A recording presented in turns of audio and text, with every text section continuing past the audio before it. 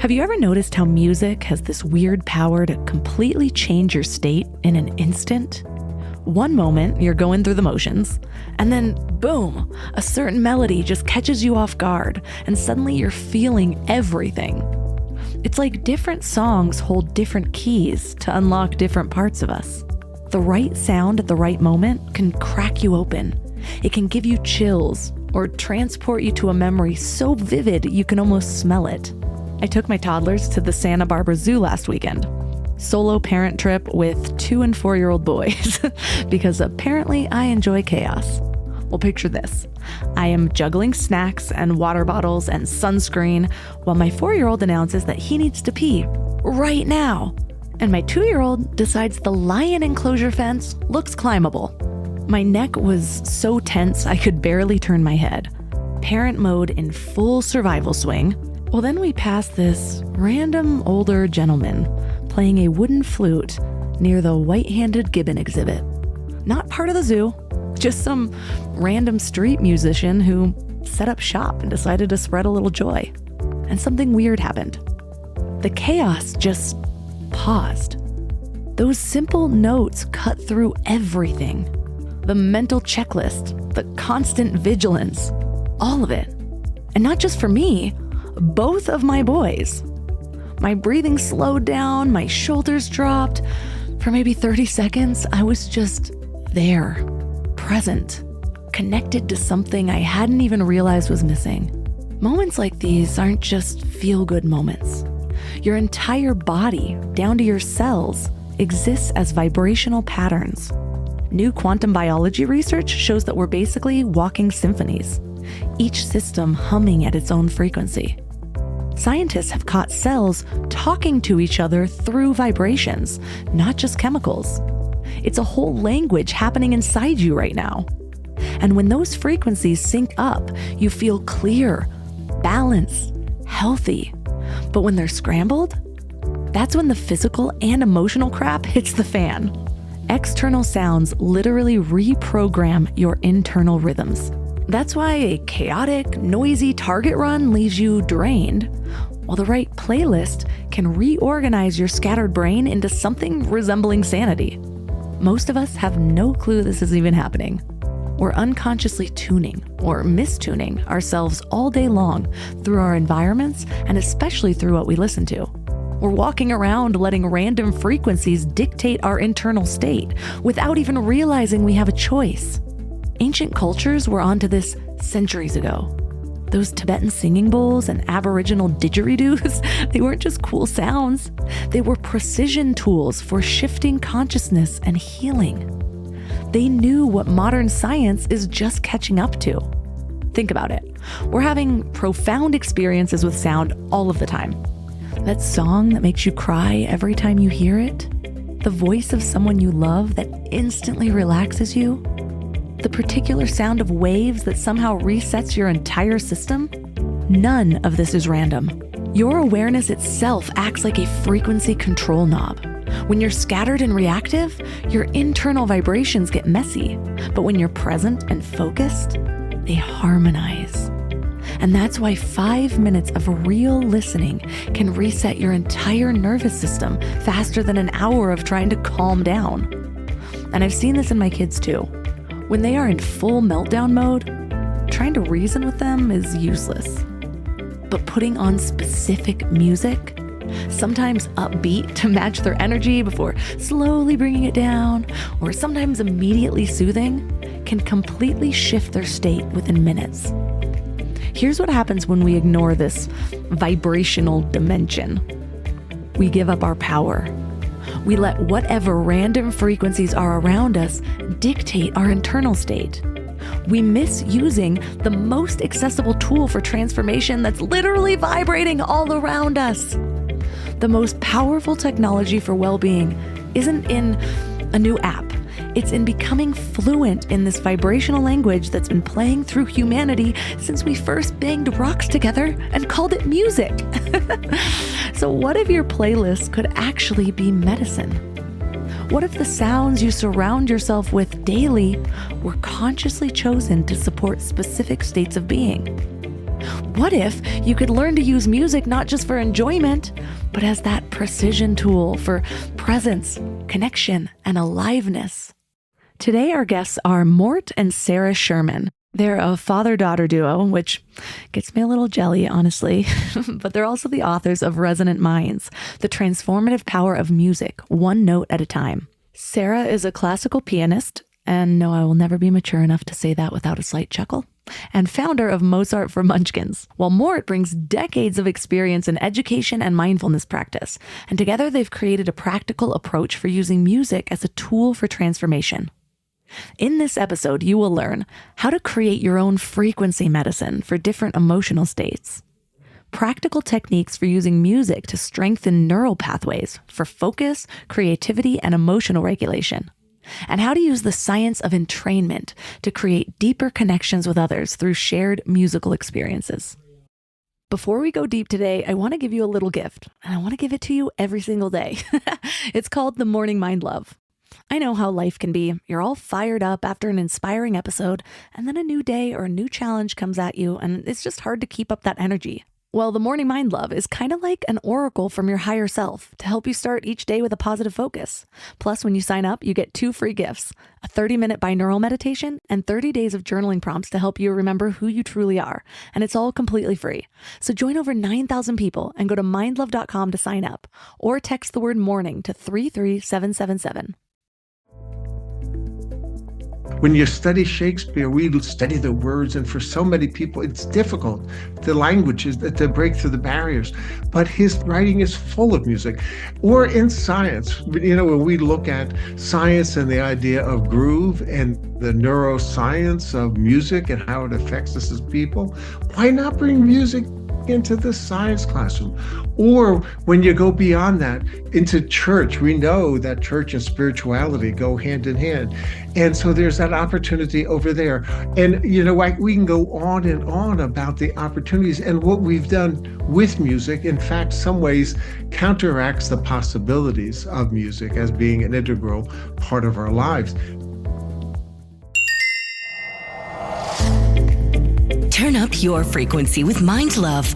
Bite-sized brain hacks for seekers, dreamers, and doers. It's time to give your mind a little love with your host, Melissa Monti. So what made you decide that music would be such an integral part of your legacy and life story? Well, that's a good question. I got to let Sara pick that up, but I'll take the prerogative as her father. It's always been part of our adult life, but it was not part of my childhood. And there was this moment. In fact, we call it in the book. We call this the mindful spark. And that question, Melissa, is at the core of why we wrote this book. Is about how do you create those mindful sparks, those moments where music becomes important. Sara was raised in a house where music was an integral part of who we are as a family. One of our kids loves like hip hop and country music, and just it's really eclectic. Sara became a classical musician. Our oldest daughter is a little bit more eclectic, but she moved to South Carolina. So at this point, her life is being structured and pushed in a different way. But the story of Sara to me is just so fascinating about that question, that mindful spark, that musical moment where it was part of you.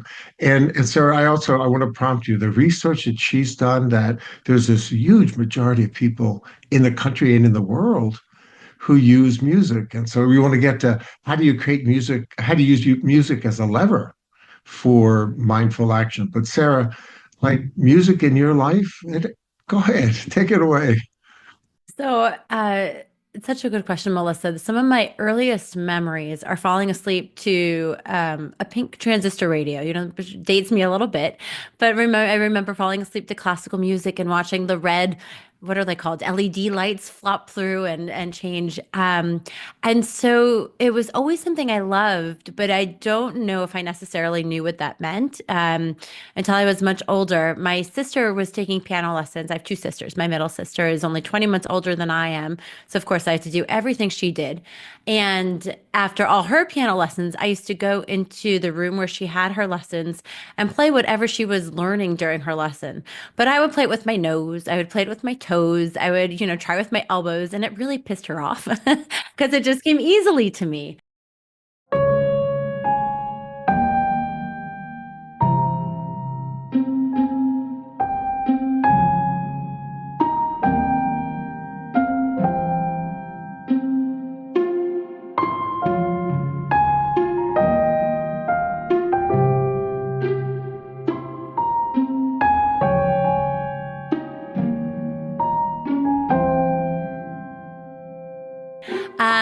And I don't know if as a kid I loved it, but I didn't know what that meant. And so it was something that my parents helped me really shape my life around. I started taking regular lessons. I was competing by the time I was in middle school, probably even younger. They were really careful to make sure they didn't push me to practice, but it was always something that I loved. And so I would sit down and I would I would practice, I would do my work. And so it was something I have always grown up loving, something I've always done. And I think it was by the time my daughter was born, I was still performing. And when you ask about what makes that mindful action with music or bringing the two together, I think a lot of us do that anyway without necessarily realizing it. And what we try to do in the book is to put that intent or the purpose behind why we select music. Some of us already do that when we go for a run and we select a soundtrack, or if we're in a yoga class, somebody's selecting that music for us to create a certain ambiance. And this idea of the book merged with music and mindful action came because I started a concert series called Mozart for Munchkins when my daughter was just 4 months old. I was still performing regularly as a classical pianist, and she was going to all my concerts. My husband was wearing her in one of those Snuggies. And since you have two young kids, I know that you're familiar with them. Um, and she was the only baby there. And there was one concert in particular. I don't know how well you know classical music, but I was a soloist with an orchestra with the Chelsea Symphony. I was playing a Shostakovich piano concerto. And to me, that was a big deal as a performer to be a soloist and have the orchestra behind me. And I invited a lot of new parent friends. And they all canceled. What if my baby needed to cry during the concert, or they were hungry, or needed a diaper change? And I understood, but I was disappointed. It was a big moment for me as a performer, and so I noticed a gap around New York City where there wasn't anything to allow kids to be kids, but to be exposed to real music in the sense of Bach, Beethoven. I'm classically trained, so that's what it was at the time, and it's evolved a lot by then. And so that mindful action merging with music came as something, well, if we want to get our audience members to maybe have a moment of calm, we're going to play a piece of music to do that. If we want to create a sense of community, we're going to play something to move everyone around. And it started with Mind Up, the Goldie Hawn Foundation in 2021, maybe 2022. We collaborated with the United Federation of Teachers and Mind Up to create Mind Up for Music, which is using the four pillars from Mind Up and applying music to complement each of these pillars of mindfulness: focus, neuroscience, emotional awareness, and positive psychology. And so we created these soundtracks where we worked with teachers and with students to support all of that. And from there, it's just grown into the book, into what our everyday lives are surrounded by. Wait, Melissa, before you ask a question, Sara, real music could be Simon and Garfunkel, could be Taylor Swift. It's not just classical music. Oh, I know that. I said I like as a classically trained, that was my seedling though. As a I get Okay, it. I just want to be really clear that we're not elitist and snobbish. It's music for everybody, and you bring what we call that. You fall back to the familiar playlist of your mind, and you could build on that. So for somebody, Taylor Swift might be familiar.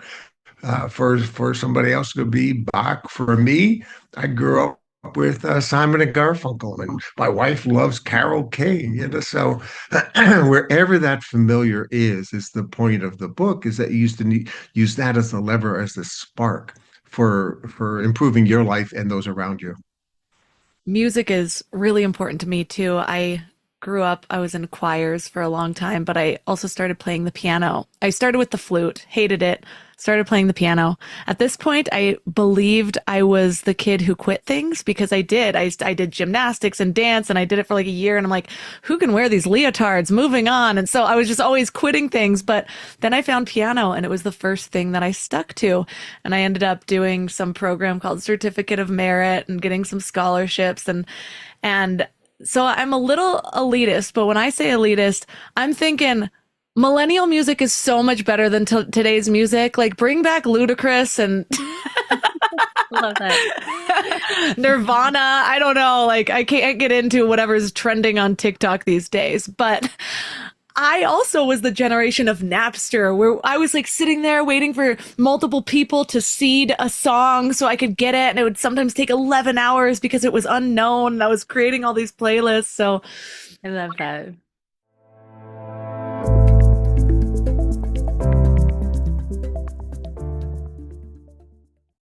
I'm fascinated by the mind-body connection, especially how our gut health affects everything from our mood to our sleep.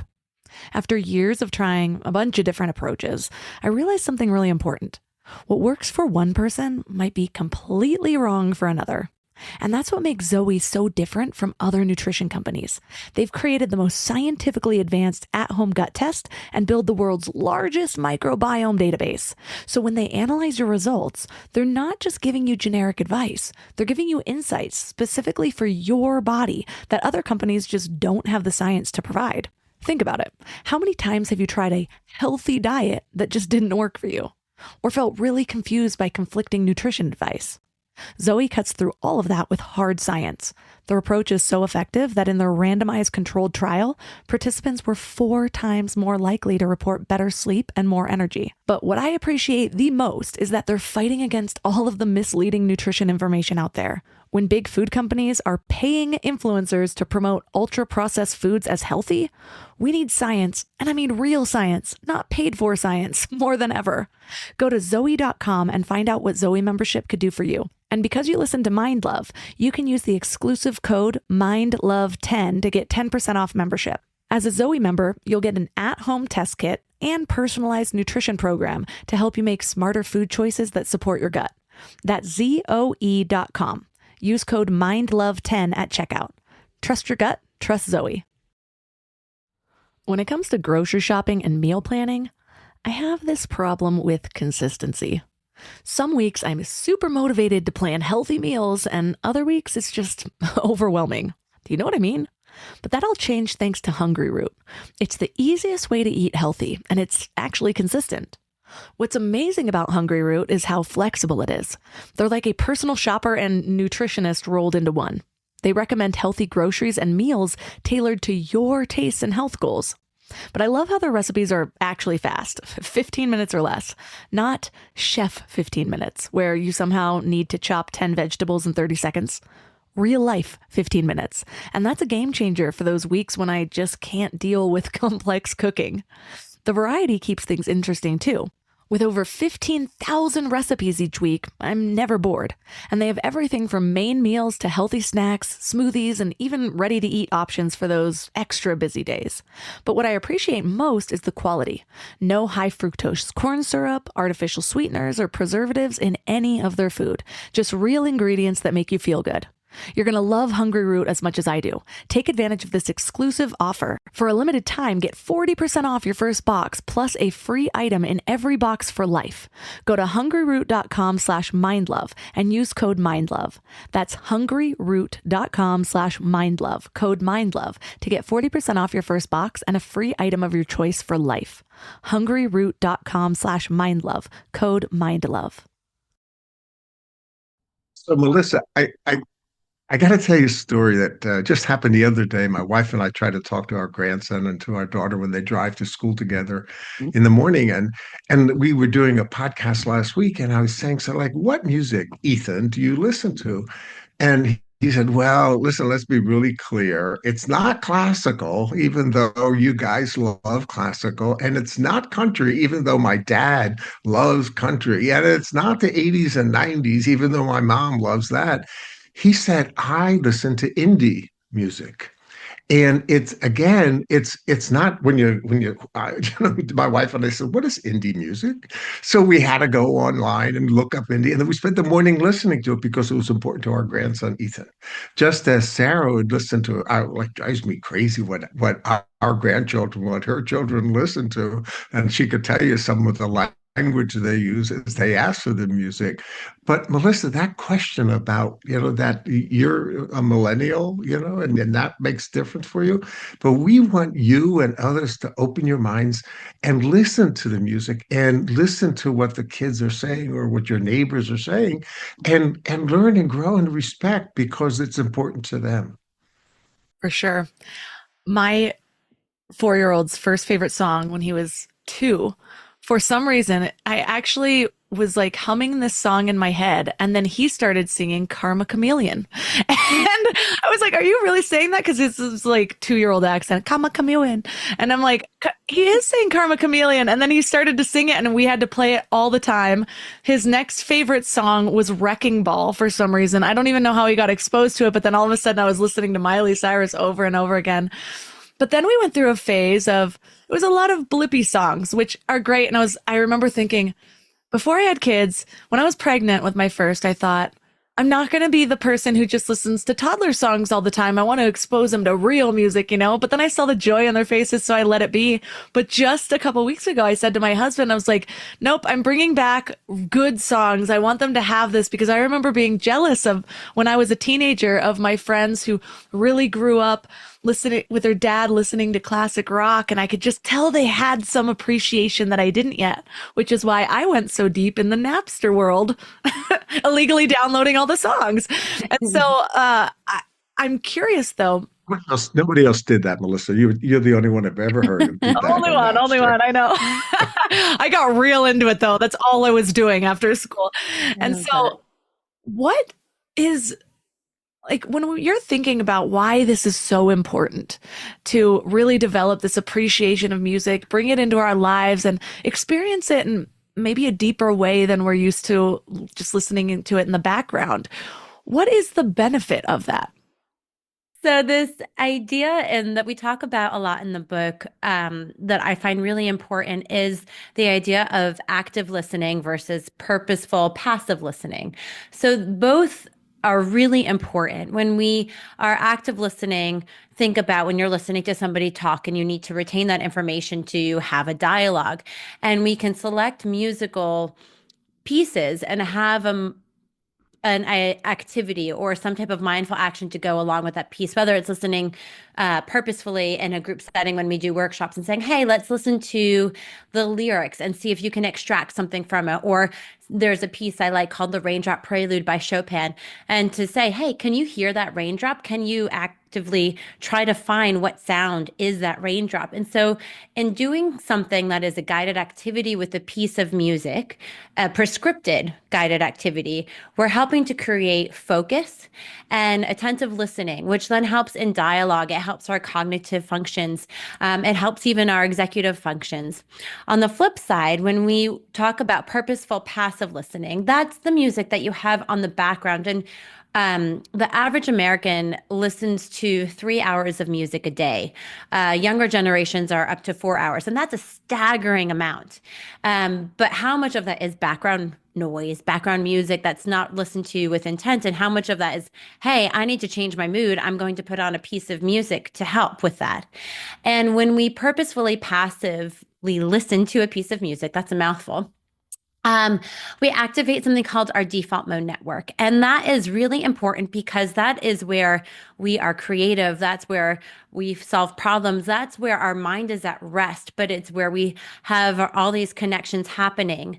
And we can put on a piece of music and have it kind of wash over us. And some activities I like to do are we paint what we hear, we draw what we hear. Maybe you write a poem, maybe you just listen.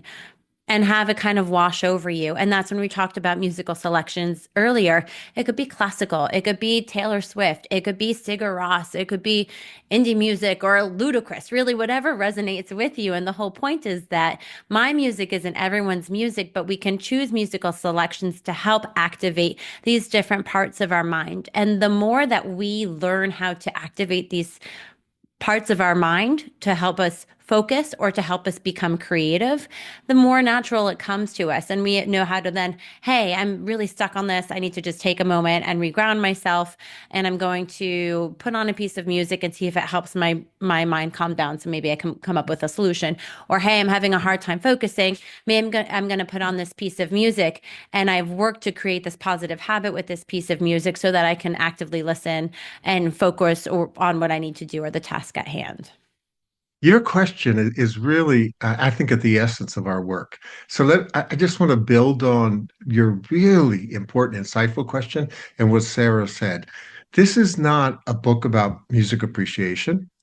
In fact, in some ways, it's not even a book about music. We titled it Resonant Minds, the transformation or the transformative power of music. So it's that idea of music is that lever for creating more resonant minds. And let me give you a very specific example from kind of what you and Sara are talking about. I would bet that you have a playlist, whether it's for your kids or for yourself or for your family or for your husband. And that playlist gives back to you what's familiar. You could almost know by heart what songs first, what song second, and you go through it. And people are dependent upon their playlists. Some of those playlists, if you use some of the commercial products out there, are already formed. They're not able to satisfy your particular needs as a millennial, or mine as a little bit older than a millennial, or your kids, you and Sara, you're that same generation of having children. So the question is, if commercial products drive us towards the familiar and regurgitate back to us what is already familiar, how do we expand that playlist to respect one another, to become better people through music? And because Sara's point, I love this research she did about the time that we spend as humans, whether it's passive or actively listening. How do we build on that? How do we make that as that moment, that mindful spark to go beyond just listening to music, but in the dopamine question, Sara, or the behaviors of executive functioning that music allows us to access? What I know about the default mode network and the importance of stimulating that area of the brain, which even meditation can really get into the default mode network, but it's the brighter that area is, the more we're used to using it, it actually is the area that helps us understand who we are and process emotions. And so I'm always bringing attention to these things because we're like, oh, but it's just music or it's just this. But it's like, what a beautiful, enjoyable way to stimulate this area of the brain that expands so much into how you relate to your life and to other people, and that understanding of ourselves. I mean, so often we're searching for books on how to improve our relationships and how to network better or, be a better parent. That starts with understanding who we are and our place in that relationship so that we can bring our best selves to it. And so even that alone is motivating to me to engage with music in a deeper way, which is something that I used to do when I was younger. And I was just noticing how often it is the background for me. But it's funny that this conversation is happening because, again, I mentioned how just the other day I mentioned to my husband, we need to bring music into the kids. And I was like, I want them to see us dancing in the kitchen like we used to. And so I turned on my songs, and that too, the dance for me always helps me tune into the deeper layers of the music because I'm not swaying my hips to the lyrics as much. I'm hitting those deeper beats, and then I'm noticing this little sound that makes me, do the little squiggle thing. Did you get this on video? Always. We have a Ring camera in the living room. So what do you think is one of the common misconceptions people have about music's role in our lives? Music is fun, right? We all think of it music as fun, but I think the idea of purposefully using music, again, some of us do that anyway, but the idea that we can use music as a tool, so to speak, to help us make our everyday lives more easeful. What you said about the default mode network and meditation, and helping us have a deeper understanding of ourselves. Not everyone can sit still and meditate, but music is something that can help people get to that idea and to that presence. And so I think the misconception with music is beyond this enjoyment. It's really something that is a tool to better our everyday lives when it's used with purpose and intention. And that's a point we really try to get through in the book, is that it's accessible. We all have our phones or our devices or all these things at our fingertips that we can pull up a song almost at any point in the day. And so let's use it. Let's use that to our advantage. Again, Melissa, I just really loving your questions. And you just triggered, I like all these notes that already are emerging from your questions. But, you know, we went to a symphony in our county about a week and a half ago. And it was really that moment that Sara writes about, that we write about in our book. If you go to a symphony, and this has probably happened to you, if you have a cold and you have to take out like a throat lozenge or something, and you crinkle the paper, everybody looks at you and you feel guilty, right? It's that quiet moment. Well, we write about Mozart's perspective about music, and Sara could talk more about that in a minute, but so much of what we've done with music has made it uncomfortable for people. Isn't it great that 2% or 3% of the world listens to music? No, to classical music. No, it's not great. Or let me tell you, as a superintendent of schools for 25 years, I think back of all the opportunities and possibilities I should have embraced about music. For example, social studies. Wouldn't it be fascinating if we included in social studies the music of the times? If we connected the music of the people to the story of the people, to the history of who we are as people. And there's just so many examples. One of my favorite, or two of my favorites, is Amazing Grace. George Washington knew Amazing Grace because it was in the hymnal of the times. And almost everybody, I could see your face light up, Melissa, when I mentioned Amazing Grace. Almost everybody we know could sing Amazing Grace, and almost every president has used that one way or another. Barack Obama, as president, sang it, in South Carolina in a church. And Sara could talk about how FDR used music in the 30s. So that's an opportunity. It's a possibility. Or in literature, how many people have heard the music of Shakespeare? When you study Shakespeare, we study the words, and for so many people, it's difficult. The languages to break through the barriers. But his music, his writing is full of music, and so is literature across the world. Or in science, when we look at science and the idea of groove and the neuroscience of music and how it affects us as people, why not bring music into the science classroom? Or when you go beyond that into church, we know that church and spirituality go hand in hand. And so there's that opportunity over there. And, we can go on and on about the opportunities and what we've done with music. In fact, some ways counteracts the possibilities of music as being an integral part of our lives. This idea of building playlists and having music accessible and having an essential part, an integral part of our life, is again that lever for a broader way. And we have squandered our opportunities with music because in some ways we have said, stay away. So Sara, do you know that Mozart quote that I mentioned? Do you want to just give Melissa a taste of what Mozart said about his music? Oh yeah, so I'll be paraphrasing terribly, but the idea of it, I know passionately. So uh, Mozart wrote a letter when he was premiering one of his symphonies to a friend, and it was about the way the audience perceived the piece. And he talked about it like there was this, I'll use the musical terms and explain them. There was this piano and the violins, and you could almost hear it was silent in the concert hall. But then at the end of the movement, when there was this giant crescendo, everyone cheered in the audience with this burst of applause, just like I knew they were going to. And that moment captures that Mozart didn't want the audience to sit still. He thought it was really neat that when the music got quiet, the audience got quiet. But when they were excited, like the music was supposed to create this feeling of excitement, the audience got excited with that.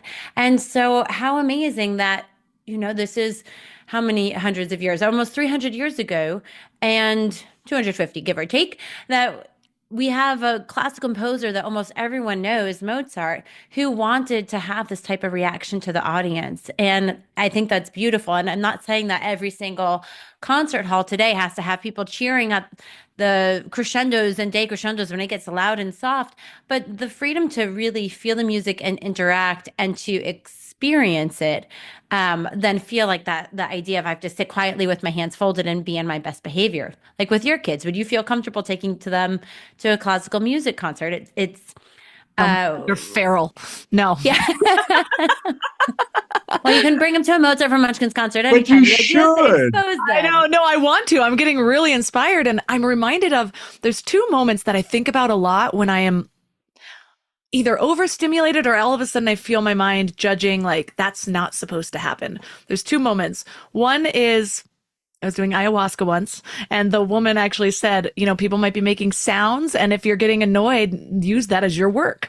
And I use that in my daily life, especially with my kids, because I can get quite overstimulated, and they're two little boys, and so they're loud and doing a lot of things all the time. And then the other one is a book I read on meditation where someone talked about how in his training he was challenged to sit in Times Square. And when he could find the depths of the meditation in Times Square, then he knew that he had gotten there. And those two things kind of brought together were what came to mind when Mort was talking about the crinkling paper and the symphony. Because what I would do now, the place that I'm now, is I would probably have the moment of like, shh, but then I'd sit there and think, what if I could integrate that sound into the music? Because this moment is a note. This moment is music. And what does it look like when I accept it all at the same time? And my word for the year, for this year, is resonance. And so that's why I was so drawn to your book, because the last couple of years I kept bringing back expansion because I just felt like that in my life, and I was having babies and all this stuff. But now I'm coming to a place where resonance to me is a way of being. And when we really understand our own resonance, we can make decisions that increase our frequencies and expand that resonance beyond ourselves. And so that's why I'm so attracted to this idea of using music as the bridge between us and the ways to connect us in a way, because there's science to that. Listening to the same song, you can see people's heart rhythms even synchronizing, and music is just so beautiful, and I think it's sometimes underappreciated. So thank you for bringing this work to the world. Yeah, we want to go back and talk about the crinkling of the paper and creating your own music in a little bit. Sarah's working with somebody called Sara, and we'll talk about AI and the possibilities of actually doing what you're describing, or dancing around the kitchen table or the living room and recording it. So many possibilities out there through music. But there's one other piece with the meditation. What Sara and I worked really hard on this image, and it's in the book a couple times. It's the conductor with the raised baton. And part of the image we want is that person who could meditate quietly amidst all the turmoil of a train station or Times Square or wherever one might be. But when the conductor has that moment of silence, I love a piece, part of the book is where we talk about the silence between the notes, that moment of quieting. People don't often know how to do that, but yet we see examples time and again. When I remember watching Michael Phelps a couple of years ago at the Olympics, and he had his headphones on, and then you could see him on the blocks before he went into the pool, and every swimmer does that. They put their hands down to the side, they shake it off, and they're really quiet. And yet human beings, through the music, because Michael Phelps was listening to music to center and to focus himself before he went out, what did he win, 8 gold medals that year or 8 Olympic medals? that last year, there are those moments, you nailed it perfectly, where we need to figure out how to quiet ourselves, whether you're a runner, as Sarah is, whether you meditate daily, as I do with my wife, or whatever it may be. So it's not just the music itself, but it's the silence between the notes. It's that raised baton of the conductor before she lowers it or waves it, and then the orchestra or the band. I mean, Taylor Swift, I just think the world of her. Not only because she's a great musician, because she resonates with her audience. She has figured out how to deeply connect with the people who love her music. And I think that's why she's so widely popular, is that even when it was pouring and raining, she went out and performed and stood in the rain and played. That resonates. So what you've just described in terms of the resonance about it, the meditation, the connection, there's a lot of science to that. If we were, there's something about, your kids' songs that you were saying, Melissa, if we were to start singing, and there's a few, we're going to put some earworms in your head, some phonological loops, Melissa, and we could say, let's think of a song like "You Are My Sunshine," or we could think of something from Sesame Street, "Sunny Days," or we could think of Mr. Rogers. Music is always there. It's right before us. It's how do we use it then? And to take it beyond those phonological loops, to connect to ourselves. I like what you said, and to others. We're going to take you on the road with us, by the way, Melissa, because what you just said before was so wonderful. It captured our book perfectly. I am the girl that's always creating songs about anything. I have like 9 songs about diapers. Some of them are rap. Some of them are, classical toddler. Change your diaper. We change your diaper now. I love that. Well, I do want to go back to something Melissa was saying about resonance. And because you've mentioned a few times wanting to bring more music in your household, and it's something we said earlier about accepting all types of music. And because I think sometimes it's hard to figure out at what point, how do we know which songs to play for our kids? Everything resonates differently for all of us. Like you said, what was the song you were saying your 4-year-old was really into? Chameleon, Wrecking Chameleon. Ball. Right now, he's really into a Chainsmokers song, so I'm kind of a little more excited.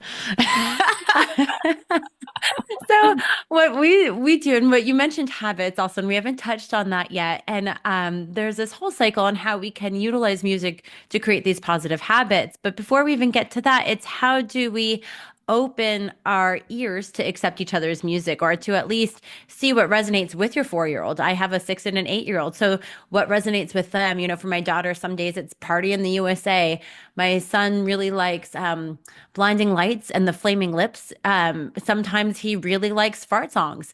And we often go in a circle. So it's my daughter's turn, then it's my son's turn. And we try to listen to each other's music, no matter what it is. So even if we're hearing the fart song, do you know they even have the William Tell Overture in a fart version, which is awful, but your 4 and 2-year-olds might appreciate it. And then you're introducing them to classical music at the same time. But so the idea is that even though I don't want to listen to That drives me crazy. but even though I don't want to listen to it, listening with my children to their musical selections is a bonding moment. And so when we bond or listen to music together, we'll get to dopamine later because I like using that in a different context. But when we listen to music in this way together, it releases oxytocin, which bonds us, right? We know of the oxytocin, the parent singing their child a lullaby, which is also equally important. But then when we let our children play their musical selections, whether we like them or not, it's opening up our own perspectives to see where they are, maybe learn something about them. And then vice versa. We play it where if they're playing their songs, they have to listen to mine as well.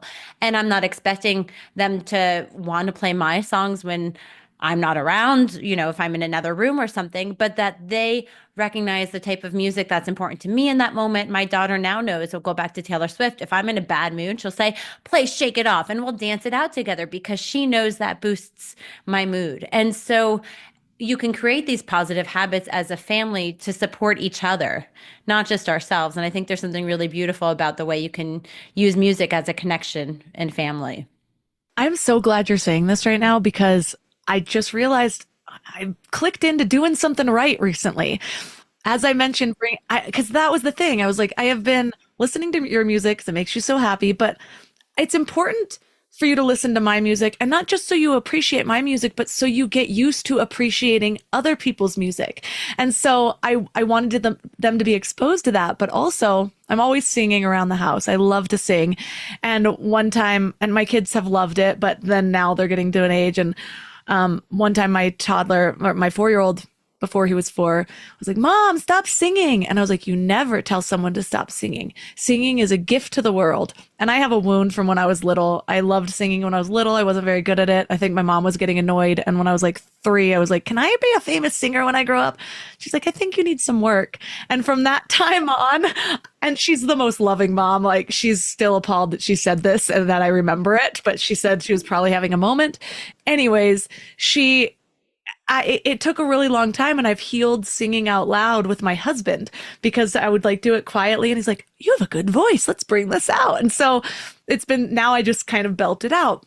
Well, it was funny because just the other day, my 2-year-old was like, too loud when I was singing. And all of a sudden my 4-year-old turns to him and he says, Maeve, you never tell mama to stop singing. Music is a gift to the world. And I was like, you remembered what I said like a month ago. It was just the most heartwarming moment. I was like, I'm teaching them something.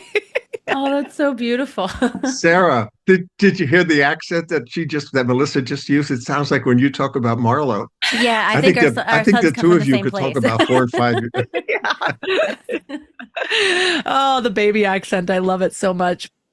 So I'm curious, when you think about, like, what other ways do you use music? Because it's such a powerful way to stimulate different emotional states. Like, I have my sad playlist. When I need to get it out, I just sink right in, the most depressing music in the world. But how do you recommend to use it?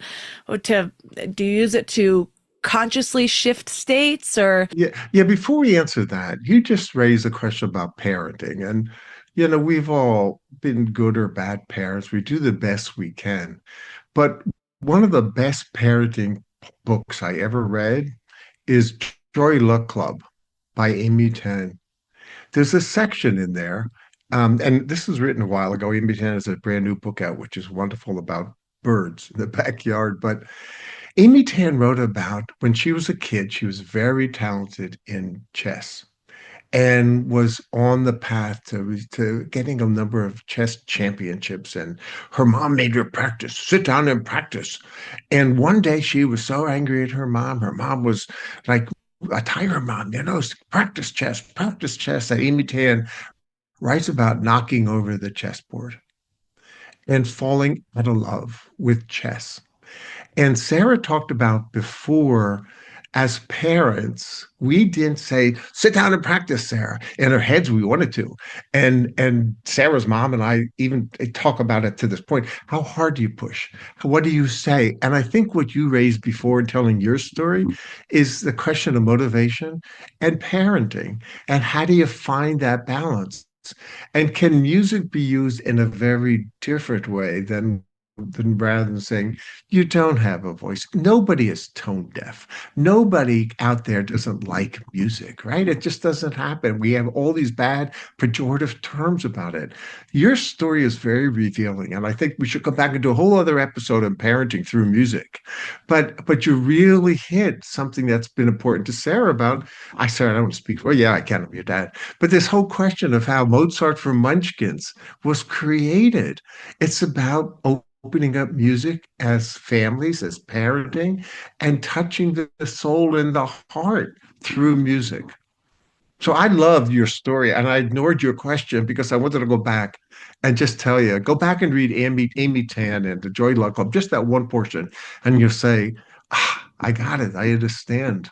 I haven't read that one yet, which is rare to have a book that comes up that I haven't read these days, but I am hauntingly self-aware. And so I've gone through just, what do I want to instill? I want my kids to have a deep appreciation of all of their senses. And music is just such a big part of my life. And I know the power that it has in connecting. I've had so many different phases with music, from classical piano to doing copious amounts of drugs at festivals. I don't know, but it's all been wonderful. I wouldn't do some of it again, but I'm glad I did it once.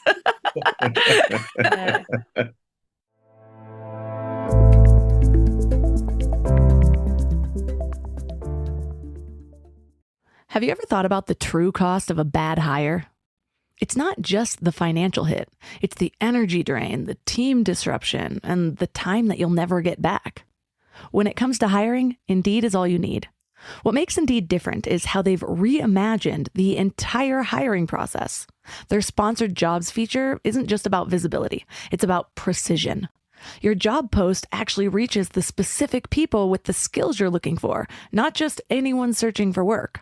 And this targeted approach makes a huge difference. According to Indeed data, sponsored jobs posted directly on Indeed have 45% more applications than non-sponsored jobs. But it's not just about quantity. It's quality applications from people who actually fit what you're looking for. I love that Indeed has eliminated all the traditional hiring headaches. There are no monthly subscriptions to forget about, no long-term contracts to trap you, and you only pay for actual results. Think about this. While we've been talking, 23 hires were made on Indeed worldwide. That's 23 businesses that just found their missing piece. There's no need to wait any longer. Speed up your hiring right now with Indeed. And listeners of this show will get a $75 sponsored job credit to get your jobs more visibility at Indeed.com/mindlove. Just go to Indeed.com/mindlove right now and support the show by saying you heard about Indeed on this podcast. Indeed.com/mindlove. Terms and conditions apply. Hiring? Indeed is all you need. Spring starts with savings at the Home Depot. So if you're working on getting your yard spring ready, you'll need the right tools to get it done. Like the Ryobi One Plus 18-volt cordless string trimmer, now only $129. Or the Ryobi One Plus 18-volt cordless blower, also for only $129. Save on cordless power during Spring Starts event at the Home Depot, now through April 2nd. I meditate a lot, and I love healing frequencies, and I can feel, and so sometimes I'll just look up, like, I want to feel this, which frequency should I tune into? And YouTube has that, or Insight Timer has that, and I can feel my brain changing. And plus I have all of these like brain training devices, like the Muse headband or the Sensei brain trainer. So I can see the difference that it's making, but I'm going through a phase of trying to, well, since last year, trying to meditate more in silence, just so I can make sure I'm not reliant on the music. But I went back to music this week and was like, oh, it's so much better. It feels like a massage or ASMR. I'm deeply touched by sound. Love that. A few things I want to touch on with all of that. The meditation part, but you asked something earlier, so I want to make sure I get to it, and kind of how we use music to help alter our moods, or also you mentioned habits, and one of us mentioned dopamine at some point. So I'm going to bring it back to that, because I feel like you can't really talk about habits and motivation without talking about dopamine. And this idea of, the way we think of music, and sometimes my dad mentioned a phonological loop, and it's when we have a tune that goes in our ears, and we all have moments of songs that creep into our brain at any times of day, wherever they come from. But we can purposefully use music to create these attachments or these associations. And so if you think about when you brush your teeth, you don't always know how to brush your teeth. I mean, right now you're teaching your kids how to brush your teeth, but eventually it goes from your explicit memory, something that you're kind of learning how to do, and you're actually focus on how am I doing this, to your implicit memory. So then it just becomes this automatic process. And so how can we use music to help guide us on our everyday lives? For me, again, I'm going to go back to classical music, but it's Bach. I love listening to Bach cello suites. And it's been years now that when I play Bach, I sit down and I work, and it's become this habit. And I think because, or I know from the science and the research, I'm not a neuroscientist, but I have done my due diligence over the years, that when you come back and you have a positive routine, it releases dopamine. And so the more that I've listened to Bach, where it started as this conscious thing, hey, I'm going to put this on to enhance my focus on whatever task I'm doing, to this implicit memory, this automatic, when I hear Bach, I'm ready to go. I'm ready to sit down and do work. And I've created this habit. And from doing that over the years, my children actually know how to do that also. If I'm playing loud music and my son needs a moment, he says, hey, Let's play Bach cello suites. And it's something that's happened, and I encourage it, all of us to use it on a daily basis to find what resonates with us and to find that song or whatever it might be in that moment, whether we need to focus. And what tune can create this positive memory attachment with dopamine release from going from our explicit to our implicit memory to, hey, now our body releases this naturally because we've used it repetitively over time for that mood boost or that endorphin rush, whatever it might be. So we can consciously use music to boost ourselves at any time throughout the day, whether you need to sing your sad music, whether you need to get up and move around and dance it out, like we all need to do sometimes. And so that music enhances all of these moments in our everyday lives, and we can use that little boost. It's so interesting you're saying this because a while ago I read Dopamine Nation by Anne Lebke, and she talks about there was a lot of insights about dopamine that I hadn't learned elsewhere. And one of the primary ones was around how your brain will create an equal amount of pain after you get a big dopamine hit. And so it like forces your brain to recalibrate. That's why a lot of times when you binge a Netflix series and then you stop, you feel a really big low. And so I was thinking, as I was reading this, I was like, but I know you get dopamine from music. Do you still have that? And what I learned when I was researching this was that it can. It can if you're listening to the same kind of music all the time and you avoid silence with this music. But one way to avoid it is actually by switching up tempos and genres. So it's actually good for your brain to have a variety of types of music and to go between them. And you can avoid the dopamine crash and instead just use it as a really healthy way to stimulate this necessary area of your brain to build better habits and things like that. That's why I actually have my frequency playlist when I want to get into deep work mode. I have like multiple sensory things, like I want to smell and a sound, and then I can just put on my headphones and I get there a lot faster now because I'm triggering it. And so I'm really glad you brought that up. I love hearing that you have your own a trigger to kind of help get you to that state. You know what to put on to help get you into that work mode or whatever mode it is you need to be in. Yes. Now I just need to teach my kids how to do this also. I'm like, you're in room cleaning mode. We're playing some Bach right now. Are you feeling this? That's the cleanup song. I mean, it's a classic, and most kids will know how to do clean it. up. I need a recording of you, Mort, singing better than the original. Well, Melissa, again, you're just triggering remarkable questions and thoughts. This question of parenting that you asked that we hit before, and then what Sara has talked about, I call the habits of mind, written by a colleague of mine, Ben Akalik and Art Costa. But we've now talked about in the book about habits of life. And so many people with whom we've spoken saying, I don't have Sara's background. I don't even have your silly memory of all these little ditties out there that I've begun singing to you, Melissa. So how do I access it? So I want to talk about the book just for a second, because we deliberately created the book, which is different than 99.9% of the books you're going to find in bookstores or on the market. And I think that's going to change. I think we're going to set a trend. And I think I'm already beginning to see it in the publishing world. Sara said to me in the beginning, and telling the story, Sara, I think is really interesting about how we got to write the book. But Sara said in the beginning, I want to create a book that people can come back to, that it's not read cover to cover and then put on a shelf somewhere. And so, we call that, we don't want to creating virtual dust or real dust. We wanted to make a meaningful, dynamic, interactive book.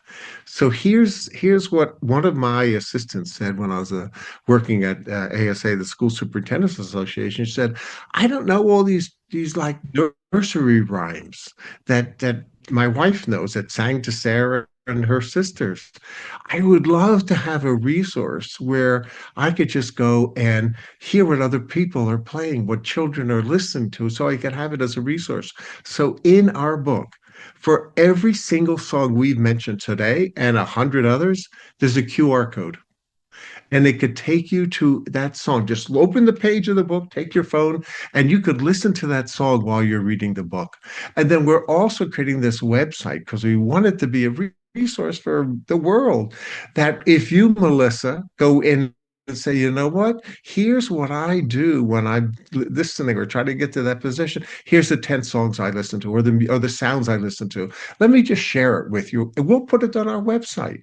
We want to create a network and we want to create communities breaking down. I call it the Sarah has a very specific term on the music world of the fourth wall, but I want to create and break down the fourth wall of literature, of books, so that we reach the audience and engage them in a dynamic, interactive way. Sarah, did I give you 400 things to follow up on by saying all that? No, I think let Melissa ask questions, and then sure, I can speak forever. So, No, I love that. I have multiple playlists for all of my moods. I'm going to sneak in now that Spotify has podcasts and stuff too. I'll sneak in a Mind Love episode for free guerrilla marketing here. I love it. It's like, this is my brain state change playlist. Just number 7 is Mind Love. But we'll put it on our website for you. We'll put it there. And I don't want to knock Spotify or Amazon Music. I just call them commercial products. They give you playlists of the familiar and they want to sell products. They want to sell songs. We don't want to knock that. We want to build on that familiar to expand what you're listening to and how you interact with others. have you ever considered questions like, does the role of intuition play in the way we interact with music? I don't know why that song's coming up, but I'm always drawn to kind of that spiritual side, that like our natural inclinations. Does anything come up when I ask that question? Well, we have the science to back a lot of that. And I like to think of it as musical inertia. So the music has this feeling in this direction of where it feels like it's supposed to go. There's a story, I don't know if you've, there's a joke in the classical music world that when you wanted to wake Beethoven up, you would go da-da-da-dum, da-da-dum, and stop. And he would wake up because it wasn't finished. And how dare you not play that last note? And it's so uncomfortable. And so there is this natural musical pull in music that we all feel. The research goes back to even show, we have a section in the book on this as well, that babies, infants that are just months old already know where the natural feel or pulse of music is. So if they've done research that have the neural synapses going through, and if you're playing a repetitive pattern and the baby, the infant, hears it and is familiar, I can't remember the exact amount of time, once that rhythm is changed or altered, the brain waves change because they have an expectation of what's supposed to come next. And when you pull away from that expectation of that sound of that beat, it shows. And so this predates the language of a baby being able to actually say something, but they know what to expect on sound, which is so fascinating. And then going back even further, when we think about Neanderthals, we have proof that show that music predates language, like formable language. The first instruments were made out of the hip of a vulture bone, and they were like these ancient flutes. And they used to have music, whether it was these flutes, whether it was rhythmic drum circles, that even predates language. So when you talk about music and I forgot your exact question now, but that music is inside all of us and that it has this expectation with us. And the research is really booming. There's this field called the neuroarts that is really done a lot in the last few years to put artist practitioners with neuroscientists to figure out the why. Why is art so essential to us as beings? Because it's not something that's just now, it goes back for hundreds and hundreds and hundreds of years on why this is so essential to all of us as a being. I just interviewed a woman named Amy McNee that's made it her mission to bring back art, even messy art, and to call yourself an artist. And we shouldn't be gatekeeping that. So I completely agree. And I am so fascinated by ancient wisdom, the things that we used to have. I also really love a good conspiracy theory. And you want to know my favorite one? My favorite one is around the World War II bells that were destroyed. So the Germans destroyed over 175,000 bells. And the mainstream narrative is that it was used to create ammunition. But the conspiracy narrative is that these were healing bells. And a lot of what we see, we believe to be our ancient churches now, if you actually look, you can see in the patterns in the windows, it's the shapes of that music notes make if you like put it on a table of sand, and the spots where the big bells were. And so the conspiracy analysts believe it to be these healing centers, that there were actually healing centers. And then when big pharma and the elites of the world started taking over, they destroyed them all so that we wouldn't be able to be in tune with our power. Favorite conspiracy theory in the world. I love. That's I a want you to theory send too it to me far later. for me, but It's just right for me. It's right in the middle of my heart. I want to go back and give you a bad dad joke for the day based upon what Sarah was saying about Beethoven. So, do you know what Beethoven's favorite fruit is? What? Sarah? Banana. Banana. Man, I didn't know Try it that. didn't have the inertia.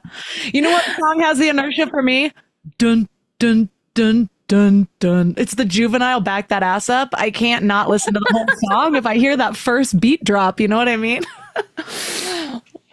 But that's also these memories that have attached onto you. And I bet you, like, do you have a moment when you hear that and it brings back a memory to when you first heard it, or why all of a sudden now you have that Yeah, I'm association like with it? grinding up on some teenage boy, like middle school. Like that's all we know how to dance is we just stick our asses out and we just bounce them because it's all we really can do. We didn't have rhythm long enough. That's the song that comes up. I can actually picture one of my best friends from middle school, Emily, just like looking back as she's like waving her. I'm doing the dance right now for those who can't see. But For those who can't see, I'm a dad and granddad holding his eyes and ears. Oh no. well, thank you so much for bringing this deeper understanding of the power of music to the world. There's so much that we didn't cover. I always have about 100 questions ready so I can go between where the conversation flows. And there's like 98 we didn't get to. So for listeners that are interested in learning more about you guys, connecting with you, reading your book, seeing your other offerings, where's the best place for them to connect? I think several places. So the company I mentioned, Mozart for Munchkins, is based in New York City, but we also do programs in other cities. So you can find us on Instagram or mozartformunchkins.com. The book is, like we said, it's a live book with playlists. So if you want to check that out, you can visit resonantminds.com as well. And there are also links to purchase the book through Amazon, Rowman and Littlefield, Barnes and Noble, most major retailers. What did I miss? Did I miss anything, Dad? I think you hit it, but you do a search engine for Resonant Minds, that transformative power of music, one note at a time. And that last part, Melissa, one note at a time, it's not like there's going to be this great groundswell of change. We recognize that change is incremental, and that one note at a time piece is something that Sarah and I spent a lot of time thinking about. So if there's other folks who want to write to us, you could find our emails on any one of the sources, the Mozart for Munchkin website or our website or others out there. Happy to continue the conversation with anybody who wants to. And I do love leaving listeners with one action item or thought experiment. If they were going to do one thing this week to bring some of this into their lives, what would that be? I was thinking about both of you as parents and dancing around. Sarah and her mother and her sister were dancing around, holding wooden spoons, making believe that they were their microphone. That's it, mother, holding their microphone, singing RESPECT. Find So, out what it means to me. yeah, that's it. So if there's one thing, is use music to connect and to free and to have joy in your life. And following up on that, I think this idea, I was reading last week of mini experiments in our own lives. How do we create a habit? And we can't expect to make all these changes at once. And so when we talk about utilizing music, experiment. So create these mini experiments for yourself and find songs that resonate with you. And it might take some time to find the song that helps you focus or find the song that helps make you want to get up and dance and release some endorphins. And so to approach this idea of utilizing music in your everyday lives as many experiments for now till you find what really resonates for you. All the links from this episode will be at mindlove.com/395. Your challenge for this week is to create your own resonance playlist. Pick 3 emotional states that you cycle through regularly. Maybe it's focus, creativity, calm, and then find music that helps you access each one. Don't overthink it. Just trust what your body responds to, not what you think should work. Then actually use your playlist intentionally for 7 days straight. And notice how differently your system responds when you match your soundscape to your needs, instead of just letting random frequencies dictate your state. I actually have a frequency playlist that I play every time I'm time blocking and getting into the zone. And so different sensory inputs can get me into that state a lot faster. There are times when I really want to get in the zone where I actually use smell with a specific scent, where I will tap a specific part of my hand, and all of these begin to trigger the same neural pathways. So give it a try and let me know how it goes. And speaking of special things today, April 1st, is actually my dad's birthday, which feels really fitting for an episode featuring Sara and Mort Sherman, an amazing father-daughter duo. But there's something so beautiful about how family relationships shape our connection to music and storytelling. And that's actually what I want to mention today. Story Love starts in just 2 days, on April 3rd. So if you've been thinking about joining, now is absolutely the time to reach out, and I might be able to squeeze you in, but spots are nearly gone. You know, across 500 episodes of Mind Love, every single intro starts with a story that pulls you in. And if you've been a regular listener, you might have noticed how my questions are intentionally ordered to take you through a journey of understanding. That is not by accident. I actually put a lot of time into that. So if you want to learn how to do that for yourself, whether it's just to process your own story or to use it in your business, I can confidently say this is the best program to help you understand and create quickly. So reach out to me for info on Instagram at MindLoveMelissa. You can sign up for the Morning Mind Love at mindlove.com or text the word morning to 33777. Thanks for giving your mind a little love today, and I'll see you next week. Thanks for tuning into Your Higher Frequency with Mind Love. Head to mindlove.com for a free gift to keep your vibes up until next week.